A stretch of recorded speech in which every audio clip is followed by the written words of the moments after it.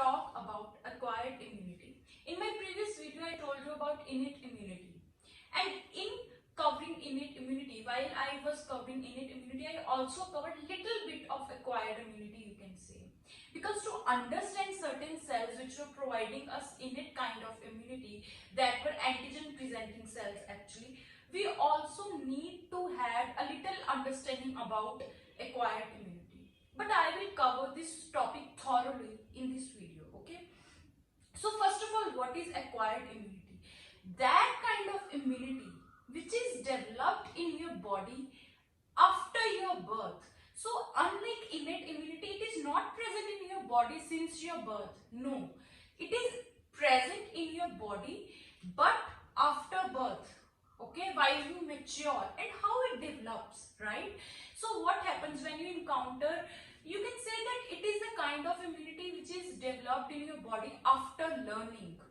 You learn. For example, an antigen enters your body. Antigen means any kind of pathogen it can be. Pathogen is actually called antigen in technical terms. So if antigen enters your body, it will trigger your body, that antigen will trigger your body to produce antibodies.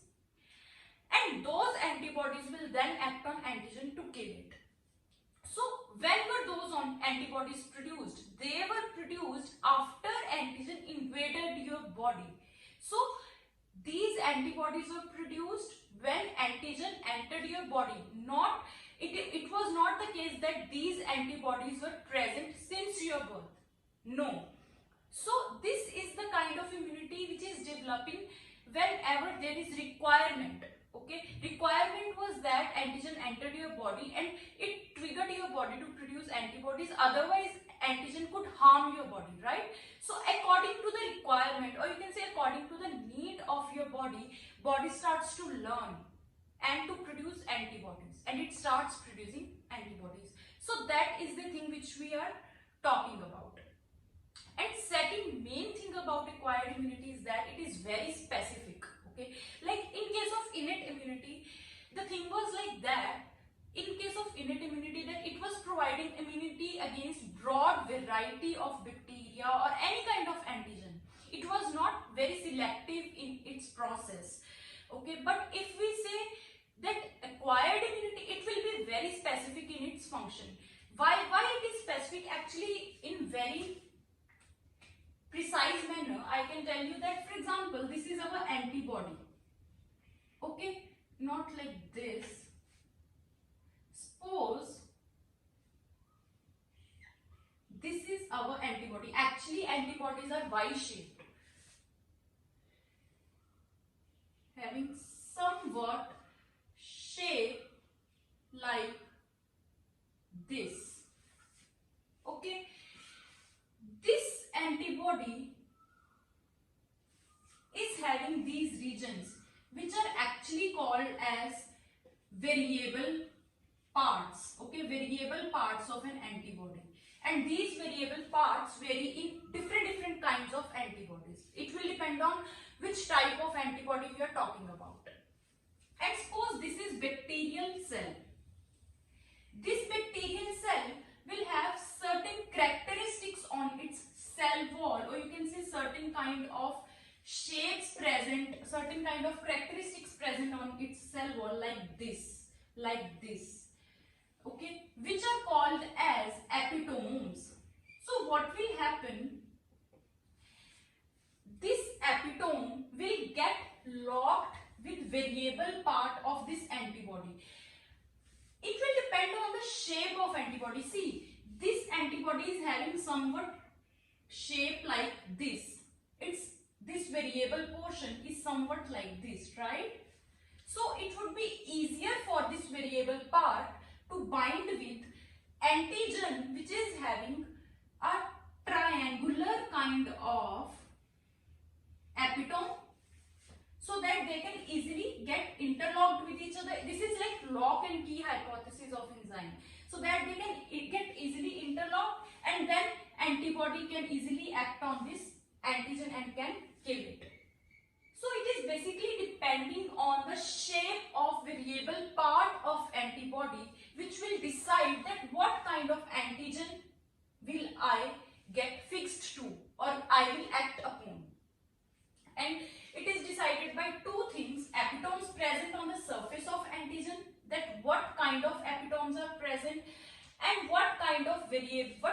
shape the variable part of antibody is having. So that if both the shapes complement each other, shape of variable part and shape of epitope of antigen, if they both complement each other, then they can get easily interlocked. So you can see that antibodies, they are very specific to the kind of antigen they are acting upon due to shape of epitope and due to shape of variable part of antibodies. So can we say that acquired immunity is very specific in nature? And this acquired immunity is mediated by WBCs, or you can say leukocytes. Okay, and two main kind of leukocytes which help in performing acquired immunity are B lymphocytes and T lymphocytes. Okay, these lymphocytes, if we talk about B lymphocytes, I will tell you in very starting. Okay, B lymphocytes are the kind of lymphocytes which are produced in bone marrow of our body, and they get matured also in bone marrow. Now you will ask that what is bone marrow? Actually, see, if this is our bone, okay, somewhat like this, then in the center of this bone a spongy tissue is present, and that spongy tissue is called as bone marrow. Okay, actually bone marrow is not present in every bone of our body. Basically it is present in bones of pelvic region, okay, chest region, or you can say shoulder region, thigh region. Okay, and this bone marrow has certain kind of cells which we call as stem cells. Okay, and these stem cells, they are pluripotent in nature. What does pluripotent means? That a single stem cell can give rise to so many kind of different cells. So these stem cells, what happen? These stem cells, they will divide to produce two type of cells. Okay, we will not go into that depth, that myeloid stem cell and lymphoid stem cells. Actually two kind of stem cells are further produced, but in precise manner I will tell you one thing, that these stem cells, they will produce different kind of WBCs, RBCs and blood platelets. Then that is RBCs, WBCs and platelets, all are formed from stem cells, and stem cells are present in bone marrow, which is a spongy tissue. Now, and this process actually of formation of RBC, WBC and platelets from pluripotent stem cells is called as hematopoiesis. Hematopoiesis. Actually these things, they have nothing to do with acquired immunity, but I am just telling you because you should know that what is bone marrow, where B lymphocytes and T lymphocytes, they are being produced. Because you know what, these B lymphocytes and T lymphocytes, they are nothing but they are type of WBCs, or you can say leukocytes. You know that WBC are of many types: granulocytes, agranulocytes. Granulocytes are further of three types: eosinophils, basophils, neutrophils. And agranulocytes are further of two types, which are monocytes and lymphocytes. Okay, and here we will talk about lymphocytes again and again, and those lymphocytes are produced in bone marrow of our bones, which are basically of pelvic region, thigh region. Okay, and whenever a bone marrow has to be donated, they take bone marrow from the pelvic bones of donor. Okay, by making two holes in region of your pelvis. Okay, that's another different thing. So what happens? B lymphocytes are produced in bone marrow and they will get matured also in bone marrow. But if we talk about T lymphocytes, they are produced in bone marrow, no doubt, because we know every kind of WBC will be formed in bone marrow. However, their maturation will occur in thymus. Okay, now what is thymus? Thymus is an organ. Okay, it is basically an organ which is present, you can say, if these are your lungs. Okay, so thymus will be present somewhat like this. Sorry for bad drawing, but just to give you an idea, thymus is present between your lungs. Okay, it is an organ which is present between your lungs, and in this thymus, T lymphocytes, they will get matured, and then T lymphocytes will move to any kind of site wherever their requirement is actually. Okay, wherever they are required in our body. This thymus, one more thing I want to tell you is that this thymus gradually with your age, it starts to decrease in size. Okay, and if this thymus will decrease in size, eventually at the age of 60 it will completely disappear. If this thymus disappears, it means that T lymphocytes, they cannot get matured, because this is the site of maturation of T lymphocytes. And if T lymphocytes cannot get matured, who will provide us acquired immunity? Because T lymphocytes, they play a very, very major role in providing us acquired immunity. So that is why we always say that teenagers, okay, they have more stronger immunity than old persons. Because in case of old aged persons, their thymus starts to disappear, or you can say it is already disappeared in them. Even in, you can say, in early teenagers also, thymus starts to disappear in our early teenage. So this is all about bone marrow and thymus. But now coming on to our major topic, that acquired immunity is provided by B lymphocyte and T lymphocyte. So what happens? I will erase this. Actually, suppose an antigen has entered our body. Okay, this is our antigen. This antigen, see one thing, that these T lymphocytes, they are further of many different types. Actually 4 types, but I will tell you 2 types here. Okay, first is helper T cells and second one are killer T cells. Okay, we will do them in proper detail, we will cover them, but for now you learn this thing that T lymphocytes are of 2 types, killer T cells and helper T cells. So what happens, suppose this is our antigen and it has entered our body. This antigen will convey message to helper T cells that I have entered your body, I have entered the body. Okay, these helper T cells, then they will further convey this message to lymphocytes which are called as B lymphocytes. Okay, B lymphocytes were another kind of lymphocytes, and helper T cells, they are type of T lymphocytes. Then these B lymphocytes, after receiving message, they will start to divide and they will form plasma cells. Okay, these plasma cells, they will start to be produced in clone. Actually, a clone of plasma cells is produced. Large number of plasma cells are produced from these B lymphocytes. These plasma cells, later on, they will produce 2 types of cells. First one is antibodies and second one are memory cells, memory T cells. So, you know what? Now you know the function of antibodies, what they do. These antibodies, according to the structure of their variable part, they will start binding to the epitome of antigen, okay, and will kill it eventually. But if we talk about memory T cells, and one thing more before telling you about function of memory T cells, is that plasma cells, they produce antibodies at very rapid rate. Actually 2000 antibodies, they are produced per second, okay, per second from plasma cell. Now coming on to the function of memory T cells. Memory T cells, basically they store the information of first encounter of pathogen with our body.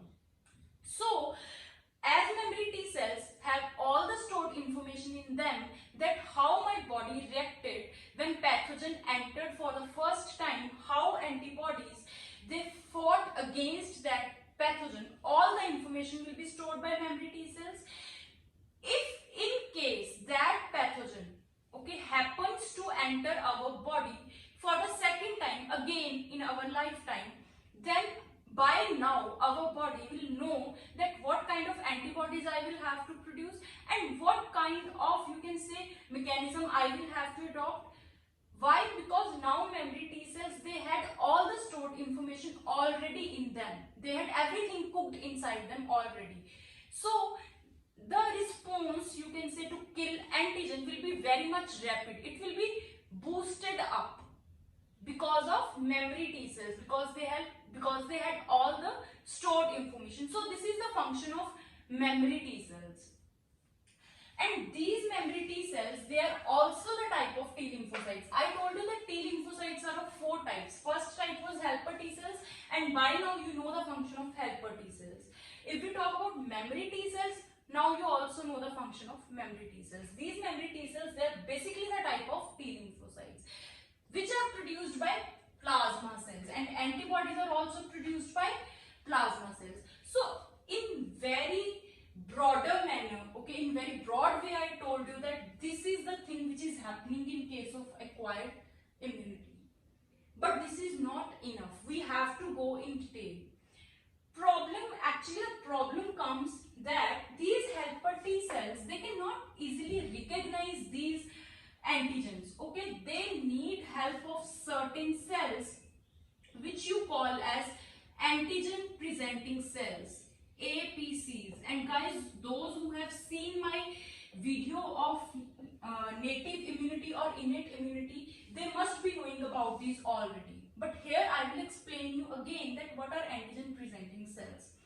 See what happens, I told you that problem is here that helper T cells, they cannot easily recognize this antigen. They need certain cells which can present these antigens to helper T cells like this. For example, this is our antigen presenting cell, okay, which will present antigen, and it has a receptor like this which will hold antigen like this. This is our red colored antigen. This antigen will be showcased by this APC to whom? To helper T cells. Suppose this is our helper T cell. In short form, it is denoted by TH. So after receiving information of antigen from antigen presenting cell, which are basically showcasing antigen to helper T cell, then they can further give this or deliver this information to B lymphocytes, which will eventually form antibodies. Okay, but these APCs, okay, this APCs, they are of 3 types. First one is, let me raise this first of all. These antigen presenting cells, they are of 3 types. And you know what? Ultimately, we will move to antibody mediated immune system and CMIS, which is cell mediated immune system. But to understand both the systems differently, we will have to understand the whole outline of this process. Then it would be easier for me to explain AMIS and CMIS. AMIS and CMIS, they are nothing but they are actually the 2 systems which provide you acquired immunity, and in which we will deal about B lymphocytes and T lymphocytes, but differently. Okay, here I am telling you both about the function of B lymphocytes and T lymphocytes in a combined manner. Okay, but if we talk about acquired antibody mediated immune system, there only we will talk about B lymphocytes, and if we will talk about CMIS, in CMIS we will talk about T lymphocytes mainly. Okay, but to understand both these systems differently, first of all we will try to understand the whole scenario, you can say outline. Okay, so these antigen presenting cells, they are of 3 types. First one are dendritic cells, second one are macrophages, and third one are B cells. Okay, so what happens? Suppose this is B cells are actually B lymphocytes. Okay, so what happens? Suppose this is our B cell. Okay, or you can say B lymphocyte. This B cell or B lymphocyte on its surface is having certain antibodies, and you know what antibodies are? Y-shaped. Okay, we will talk about antibody structure in some separate video. They have certain antibodies bound to their membrane. These are called as membrane bound antibodies. These antibodies, they can bind to certain kind of antigens according to the shape of epitope present on surface of antigen and according to the shape of variable part of antibody. Suppose this is the antigen, okay, which has entered our body. Antigen is basically the pathogen. There are 2 to 3 cases. Okay, firstly we will talk about the most simplest case which will occur in this case of B cells. This antigen, it will trigger B lymphocytes directly. Okay, it does not need help of any kind of helper T cells or nothing, like I told you earlier. So these antigens will basically trigger this B lymphocyte to divide and to form plasma cells, and plasma cells, you know, eventually they form large number of antibodies. So large number of antibodies, they will be produced inside this B cell, right? Then this B cell will release out these antibodies out of B cell. These antibodies, then they will start to circulate in our blood and fluid, which are basically both are fluids of our body, blood and lymph. These antibodies which are produced by B cell or B lymphocyte, after the membrane bound antibodies, they got joined to antigens, this B cells get triggered. Okay, it got triggered and started to form much and more antibodies. In large number antibodies were produced. Then these antibodies, they will circulate in blood, and in blood what will happen, these antibodies, for example, this is our antigen, they will start to block this antigen like this.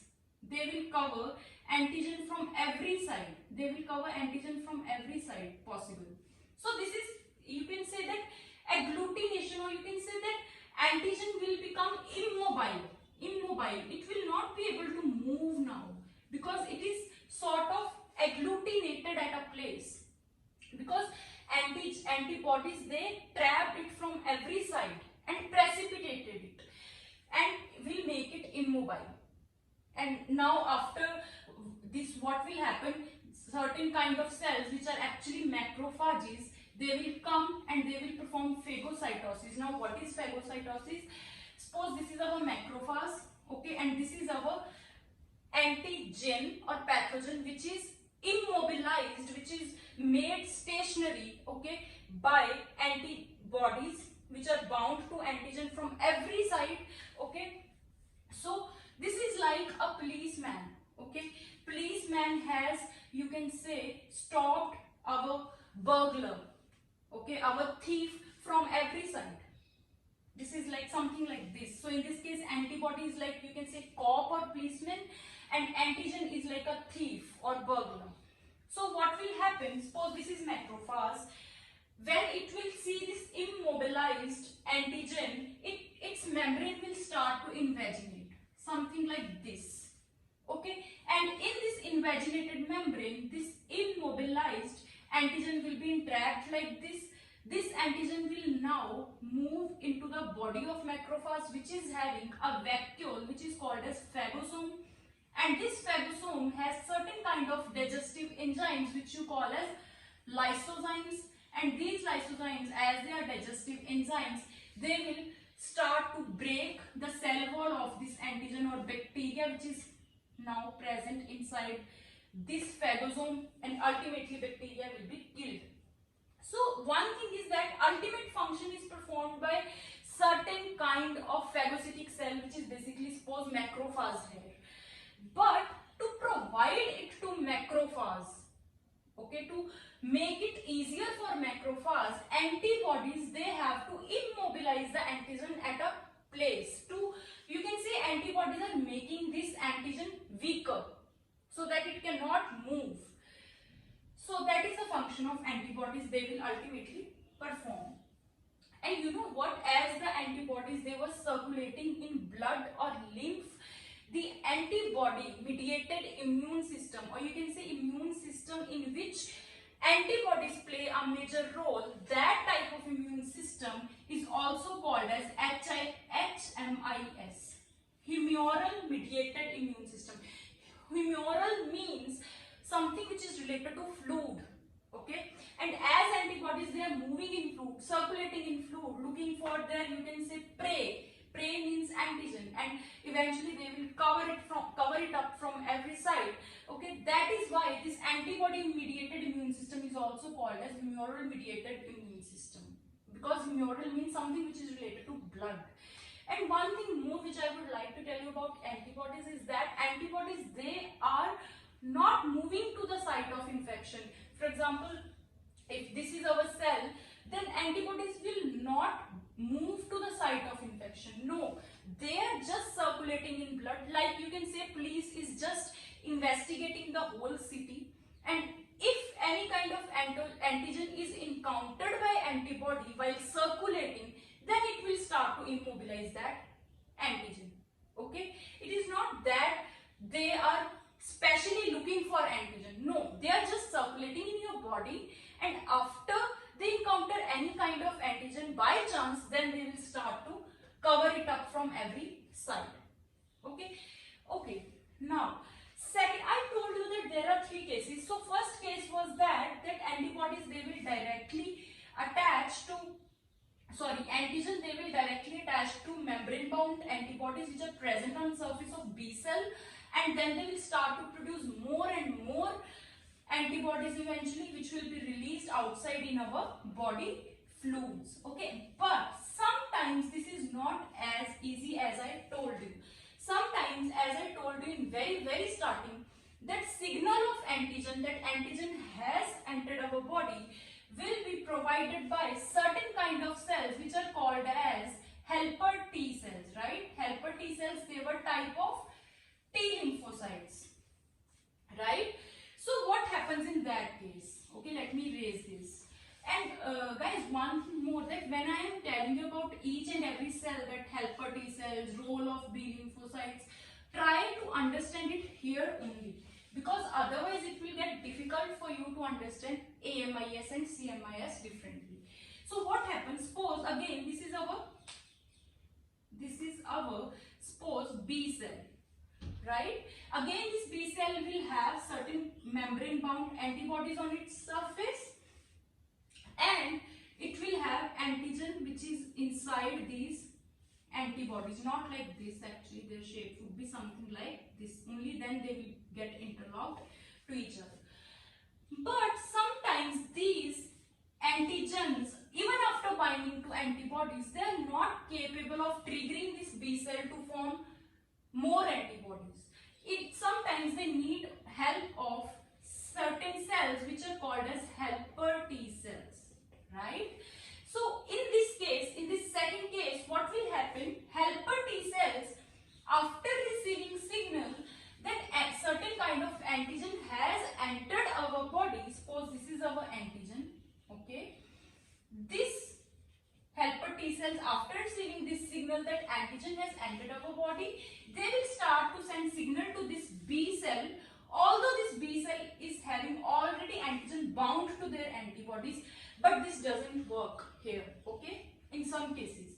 So helper T cells, they will start to send signals to B cells, and then these B cells, they will start to divide and form plasma cells, and then these plasma cells, they will form many and many more antibodies in large number, okay, in massive amount you can say.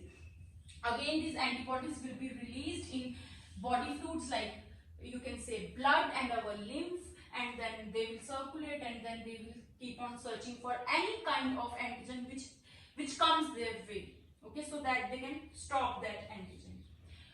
But problem is here that I told you earlier also, these helper T cells, they cannot easily recognize these antigens. They require assistance of certain kind of cells which we call as antigen presenting cells. Suppose this is our antigen presenting cell, okay. This antigen presenting cell, I told you they are of three types: dendritic cell, macrophage and B cells. We will take example of dendritic cell here. Dendritic cell, why dendritic cell? Because actually they are the best antigen presenting cells, and their structure is somewhat like this. Extension, or in simple words you can say it has protrusions or branches like this, okay. That is why actually it is called as dendritic cell. This dendritic cell will have a receptor on its surface which is called as MHC2. Now what is the full form of this MHC? Major histocompatibility complex 2. Major histocompatibility complex 2. Okay, and this MHC2 is nothing but it is a proteinaceous membranous structure. It is a proteinaceous structure, you can say. And this MHC2, as it is a proteinaceous structure, it can act as receptor. Okay, so it acts as receptor. So what will happen? See, suppose this is our antigen, red color. This antigen will be bound to this MHC2. After it is bound to MHC2, phagocytosis will happen. Okay, this dendritic cell is also phagocytotic in nature. So this antigen will now be digested by this dendritic cell in its vacuole, which we call as what? Phagosome, right? Phagosome. In phagosome, now antigen is present. This phagosome is having certain digestive enzymes which we call as lysozymes, and those lysozymes, they will kill bacteria. Suppose this is our bacteria, by breaking down its cell wall. So ultimately our bacteria is chopped off into small pieces, you can say. It is break down into small pieces, and those small pieces, mainly out of those small pieces, you can say peptide or proteinaceous component of that antigen or that bacteria will be showcased by this antigen presenting cell on its outer surface on this receptor, which we called as major histocompatibility complex 2.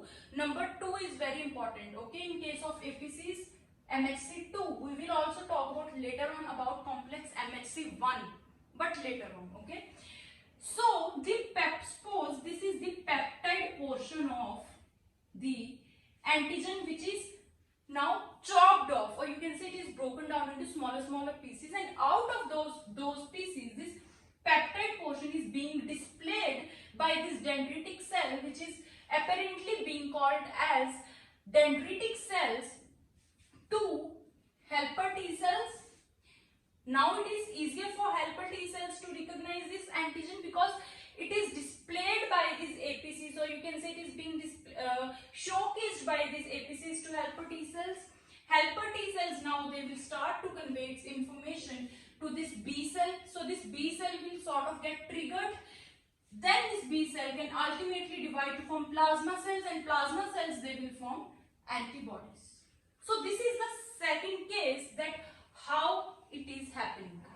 But I told you one thing, that these B cells, they can also act as the antigen presenting cells itself. So in that case, what will happen? If our B cells which produce antibodies, they itself are acting as antigen presenting cells. So what will happen? Let me raise this, first of all, dendritic cells, because in this case we are saying that B cells itself, they are acting as these antigen presenting cells. So what will happen?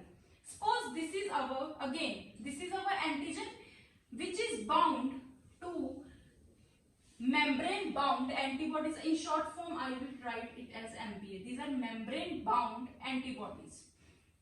This antigen has bound to these antibodies, but again, this will not trigger B cell to form plasma cells. They need help of certain cells which we call as helper T cells. But helper T cells, they further need assistance of certain kind of cells which we call as APCs. And here APC is acting. Here, who is playing the role of APC? B cell itself. Okay, so this B cell, as it is APC, it will also have a receptor on its surface which we called as major histocompatibility complex 2. So what will happen? Suppose this is our receptor, that proteinaceous receptor which we gave the name of MHC2 complex. This MHC2 complex will have antigen bound to it. Then this antigen will be taken up by this B cell inside its body, inside its, you can say, phagosome, where lysozyme or digestive enzymes will chop off this antigen, into small pieces, and those small pieces, out of those small pieces, only the proteinaceous component will be showcased by this MHC2 complex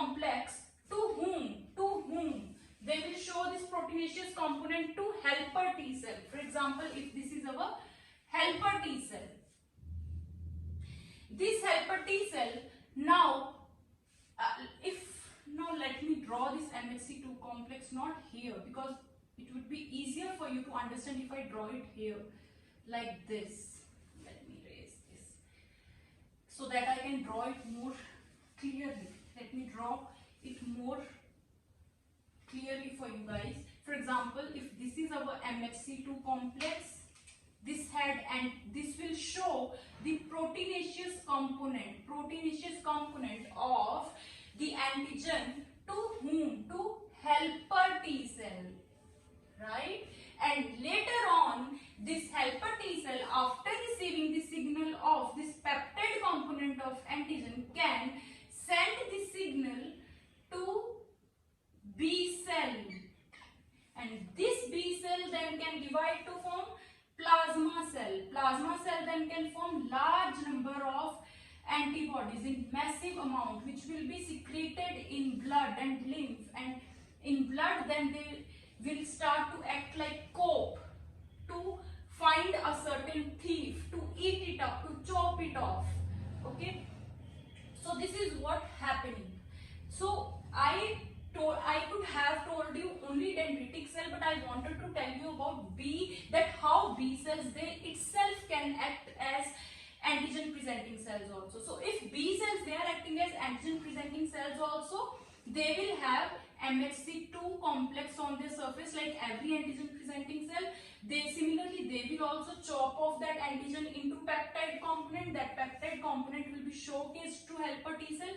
Then this helper T cell will trigger this B cell to form many plasma cells, which can then form antibodies, which will then circulate in blood. And in blood they will immobilize our antigen something like this, somewhat like this. They will start to immobilize our antigen from every side, and after it is immobilized, the macrophage, which also acts as antigen presenting cells, that macrophage will start to perform phagocytosis and will form invagination of plasma membrane, in which our immobilized antigen will be entrapped. This antigen then will be digested in vacuole, which we call as phagosome, and will be chopped off to small parts later on. Okay, although you can say that already we have very chopped off part of antigen, but actually it will be further chopped off in macrophage. Now one thing more, that these helper T cells, they are also called as CD4 cells. And one thing more, one disclaimer I would like to give is that in my previous video, in which I told you about innate immunity, and we talked about APCs also in innate immunity, I told you that helper T cells, they are CD8 cells. I was wrong there. So helper T cells, they are basically CD4 cells. Okay. Why CD4? Why they are being called as CD4? Because they have receptor on their surface, a glycoproteinaceous structure or glycoproteinaceous receptor on their surface, which is CD4, which is called as CD4. And basically this CD4 recognize this peptide component showcased by MHC2. This CD4 is basically recognizing this peptide which is held by MHC2. So this is about the main outline of acquired immunity. Now one thing more I would like to tell you is that about killer T cells, or you can say cytotoxic T cells. And while I am covering cytotoxic T cells, killer T cells, memory T cells, I already told you, and I also told you about helper T cells, side by side I am covering CMIS also. Okay, you will come to know it in a while, that how. So what happens in case, I told you that T lymphocytes, for now you remember one thing, that T lymphocytes are of 3 types. Okay, for now actually there are 4 types: killer T cells, okay, helper T cells, and memory T cells. By now you should know the function of memory T cells, that they were storing the information, memory T cells, of first encounter of pathogen with our body, so that later on boosted immune response can be done. And you know what? Why chickenpox or measles never happen for second time? If a person gets chickenpox in his lifetime, then it would never happen again in their lifetime, because already their memory cells, they have all the stored information that if that chickenpox virus again enters into our body, how will I have to fight against it? So it will respond so faster that virus will not be able to feed on our body, or it will not be able to develop infection inside our body. That is the reason we never get measles or mumps or chickenpox for second time. Okay, so that was the function of memory T cells. Helper T cells, which we also called as CD4 cells, they bound to MHC2 complex present on antigen presenting cells, and then they conveyed information to B lymphocytes, which then produced plasma cells then produced antibodies, and so on. So they basically assisted B lymphocytes to produce antibodies. Or you can say that these helper T cells, they help in antibody mediated immune system, or you can say immune system in which antibodies play a major role. But that AMIS, that will need help of helper T cells, so that B cells, they can be triggered to form antibodies. Now coming on to killer T cells. Okay, these killer T cells, they are also called as CD8 cells. Okay, what happens is that suppose this is our killer T cell.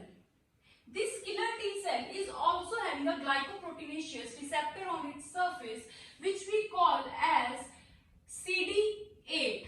Okay, and that is why we call killer T cells as CD8 cells. What will happen that these CD8 receptors, they can easily bind to a complex which is major histocompatibility complex 1. Helper T cells, they could easily bind to, which we call as CD4 cells. They could easily bind to MHC2 complex, which was present on surface of professional antigen presenting cells.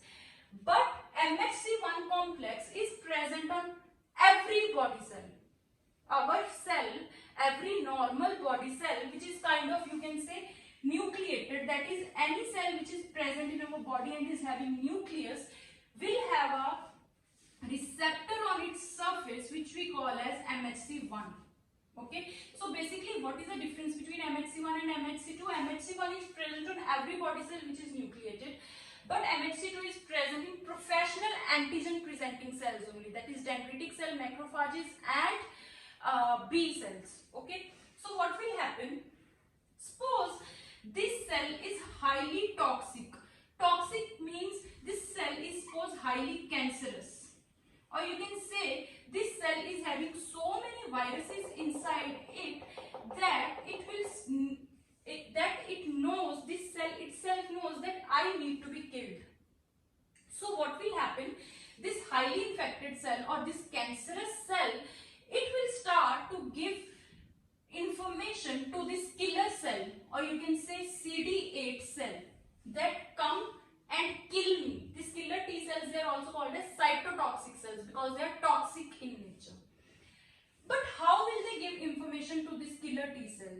They have MHC1 on their surface. On this MHC1, they will start to present virus or antigens which are present inside this cell, highly infected cell. So this killer T cell, now it knows that there is one cell present in my body which needs to be killed because antigen is being displayed on MHC1 complex. These killer T cells, they will start to produce proteins which we call as perforins. Perforins means that these proteins can easily create pores in this highly infected cell.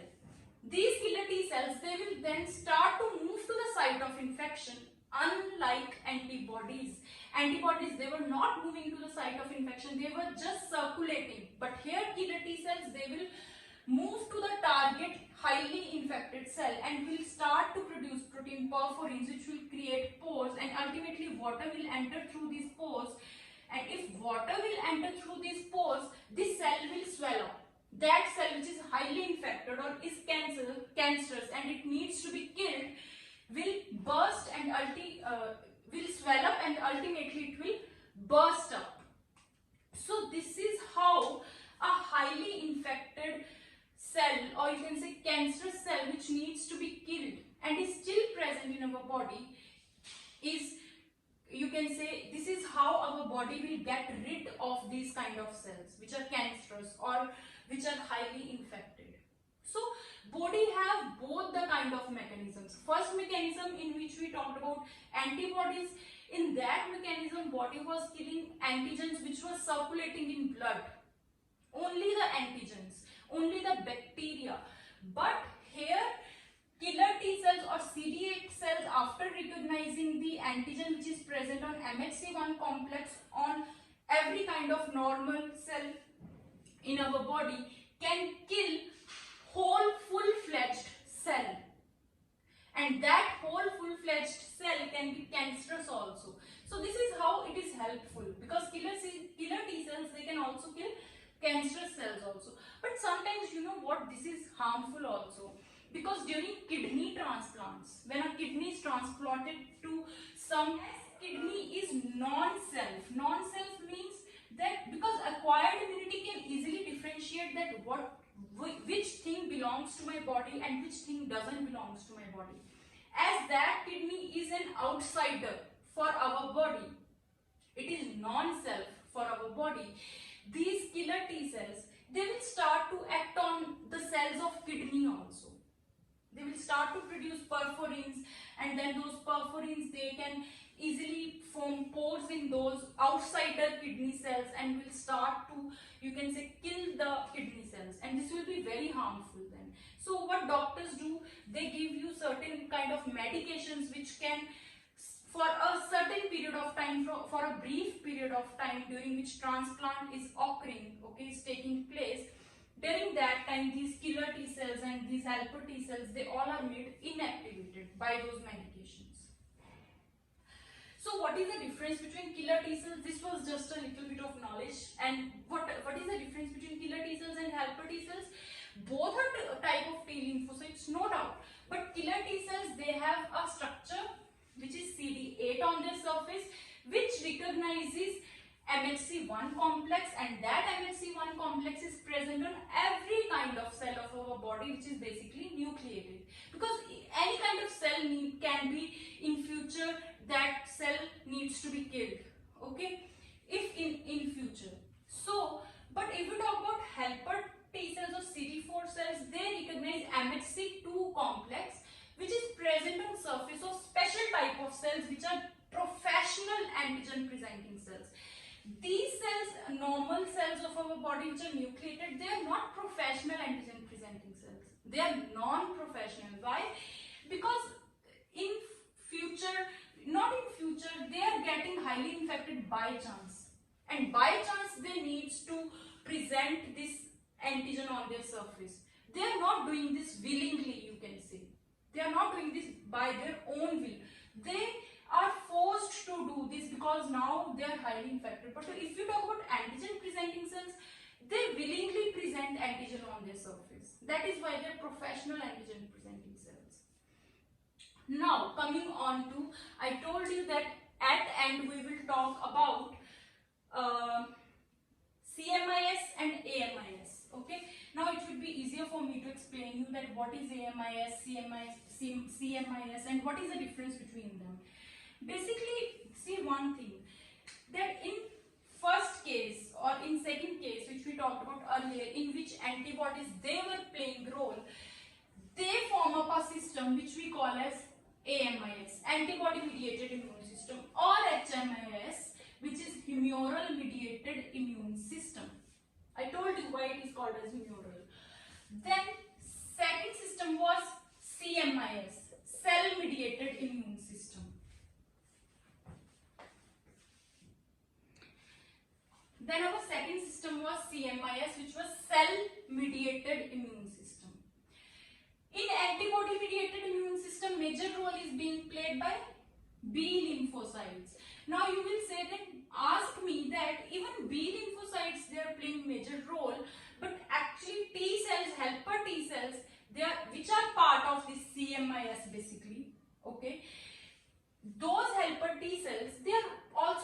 some role, because I told you there are two cases. Either this B cell can directly get triggered and form antibodies like this, or it sometimes need help of helper T cells which will identify antigen and then transfer this signal to this B cell which will then form antibodies, right? I told you there are two cases.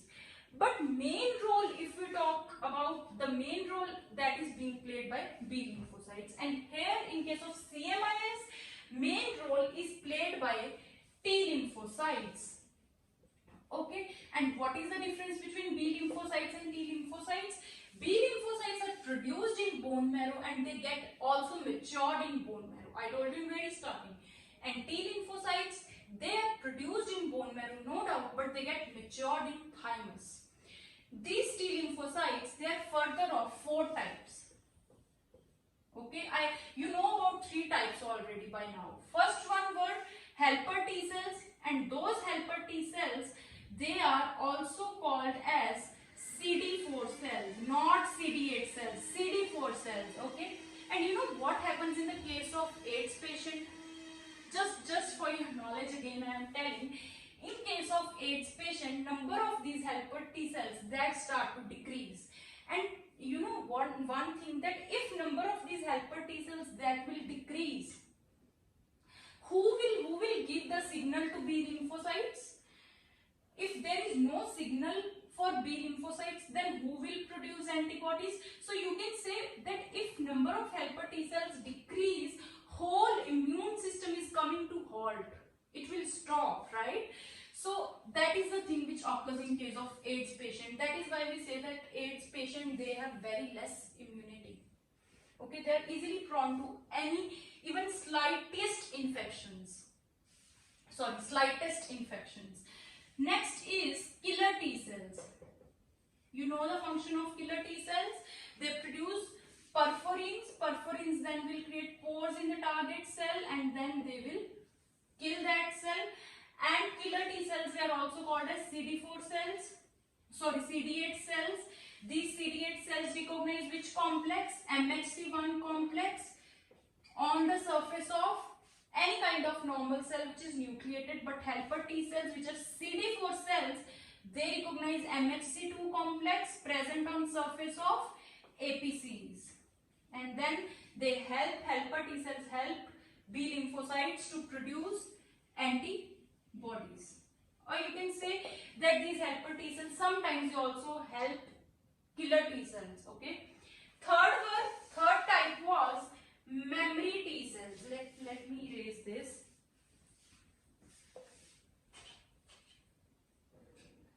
Our third type is memory T cells. Now, do I need to repeat the function of memory T cells?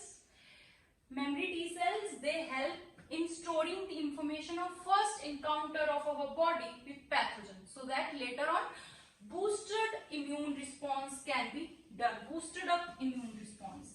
And fourth type of cells which we haven't talked about yet, they are suppressor T cells. Suppressor T cells. These suppressor T cells, sometimes they are also called as regulatory T cells. So what is their function? As the name is suggesting, suppressor. They will suppress something, right? So they suppress the functioning of these killer T cells. Because I told you that these killer T cells, they sometimes kill our own body cells when they are highly infected or when they turn to be cancerous. But sometimes, even when cell is not cancerous, take the example of kidney transplant only. We don't want that our kidney cells which are transplanted from outside, they should be killed. We don't want that, right? So in that case, to stop the functioning of these killer T cells, these suppressor T cells, they function. So suppressor T cells, basically they are putting check on the functioning of these killer T cells and helper T cells. That is why they are also called as regulatory T cells. And one thing more, so actually this was whole CMIS, okay, and this was whole AMIS. And one thing more, B lymphocytes, sometimes some teachers, they will tell you that B lymphocytes are called as B lymphocytes lymphocytes because they are produced in bone marrow and they get matured also there. But actually this is not the case. B lymphocytes were discovered in bursa of birds. Okay, that is why they are called as B lymphocytes. And if you talk about difference between AMIS and CMIS, the main difference I would like to tell you is that AMIS, they cannot act upon cancerous cells, or you can say kidney transplant. Why? Because to act on cancerous cells or kidney transplant, we need killer T cells. Basically, killer T cells, or which you called as CD8 cell, they were interacting with MHC1 present on cancerous cell, right? But these killer T cells, they are part of CMIS, not the part of AMIS. So these cannot act on cancerous cell or kidney transplants, but they can act on kidney transplants also. And main difference one more is that they generally act on bacteria and viruses, but CMIS can act on fungi and protozoans as well.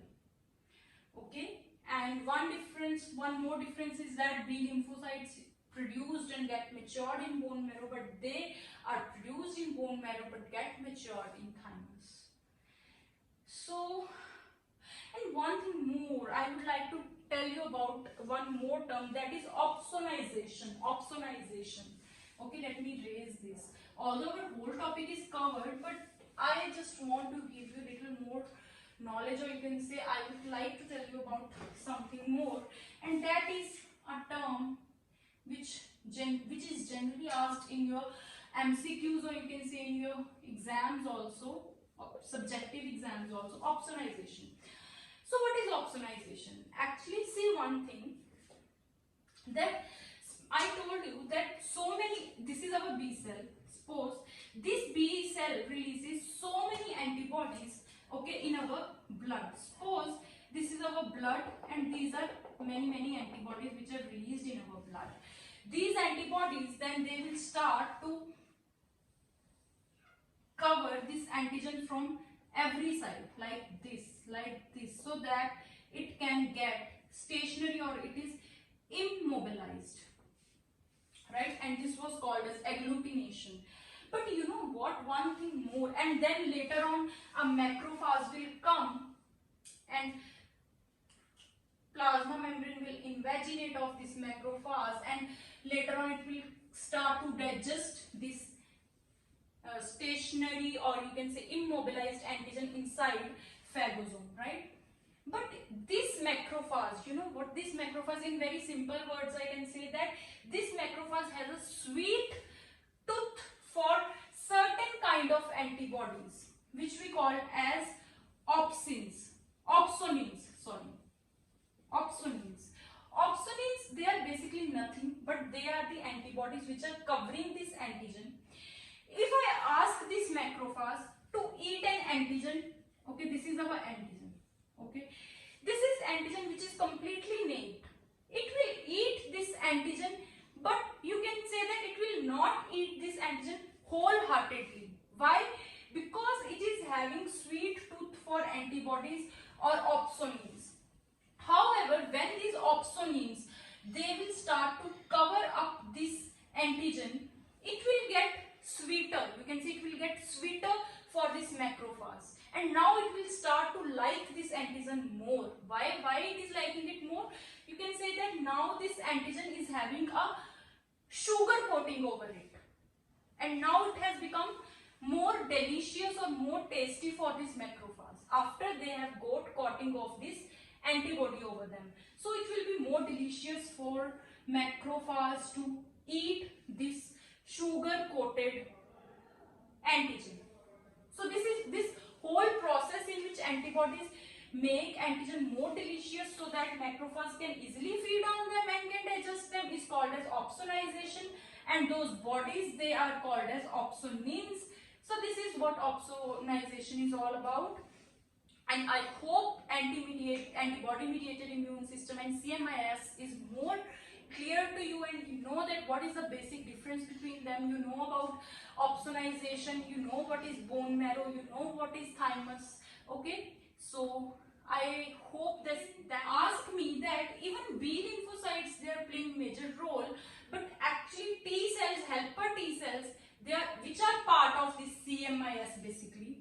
Okay, those helper T cells, they are also playing some role, because I told you there are two cases. Either this B cell can directly get triggered and form antibodies like this, or it sometimes need help of helper T cells which will identify antigen and then transfer this signal to this B cell, which will then form antibodies, right? I told you there are two cases. But main role, if we talk about the main role that is being played by B lymphocytes, and here in case of CMIS, main role is played by T lymphocytes. Okay, and what is the difference between B lymphocytes and T lymphocytes? B lymphocytes are produced in bone marrow and they get also matured in bone marrow. I told you in very starting. And T lymphocytes, they are produced in bone marrow, no doubt, but they get matured in thymus. These T lymphocytes, they are further of 4 types. Okay, you know about 3 types already by now. First one were helper T cells, and those helper T cells, they are also called as CD4 cells, not CD8 cells, CD4 cells. Okay, and you know what happens in the case of AIDS patient? Just for your knowledge again, I am telling. In case of AIDS patient, number of these helper T cells that start to decrease. And you know one thing, that if number of these helper T cells that will decrease, who will give the signal to B lymphocytes? If there is no signal for B lymphocytes, then who will produce antibodies? So you can say that if number of helper T cells decrease, whole immune system is coming to halt. It will stop, right? So that is the thing which occurs in case of AIDS patient. That is why we say that AIDS patient, they have very less immunity. Okay, they are easily prone to any, even slightest infections. Next is killer T cells. You know the function of killer T cells? They produce perforins. Perforins then will create pores in the target cell and then they will kill that cell. And killer T cells, they are also called as CD8 cells. These CD8 cells recognize which complex? MHC1 complex on the surface of any kind of normal cell which is nucleated, but helper T cells, which are CD4 cells, they recognize MHC2 complex present on surface of APCs. And then they helper T cells help B lymphocytes to produce antibodies. Or you can say that these helper T cells sometimes also help killer T cells. Okay. Third type was memory T cells. Let me erase this.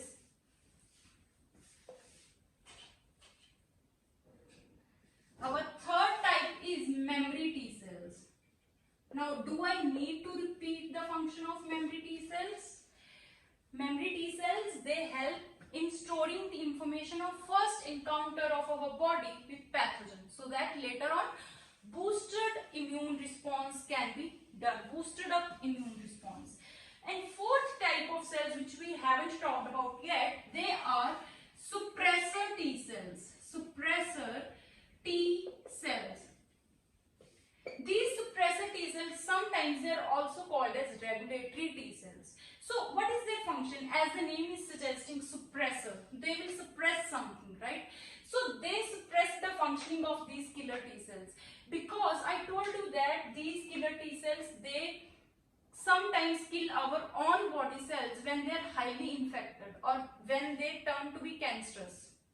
But sometimes, even when cell is not cancerous, take the example of kidney transplant only. We don't want that our kidney cells which are transplanted from outside, they should be killed. We don't want that, right? So in that case, to stop the functioning of these killer T cells, these suppressor T cells, they function. So suppressor T cells, basically they are putting check on the functioning of these killer T cells and helper T cells. That is why they are also called as regulatory T cells. And one thing more, so actually this was whole CMIS, okay, and this was whole AMIS. And one thing more, B lymphocytes, sometimes some teachers they will tell you that B lymphocytes are called as B lymphocytes because they are produced in bone marrow and they get matured also there. But actually this is not the case. B lymphocytes were discovered in bursa of birds. Okay, that is why they are called as B lymphocytes. And if you talk about difference between AMIS and CMIS, the main difference I would like to tell you is that AMIS, they cannot act upon cancerous cells, or you can say kidney transplant. Why?